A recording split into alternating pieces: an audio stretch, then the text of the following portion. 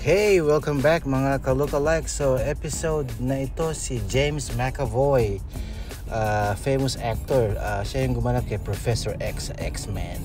Tsaka dito sa famous movie na Split and Glass. Yan. So may hawig siya, may likeness siya kay Jovit Moya. Yan, pangalawang episode na with somebody that looks like Jovit Moya.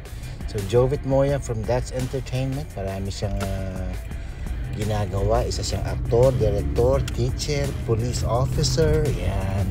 So meron tayong side by side picture here na yan, medyo macho ang image at ahit ang hairstyle.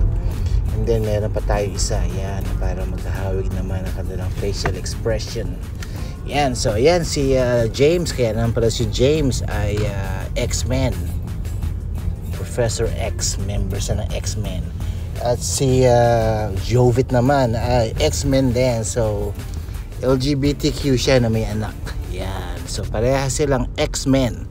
Amen.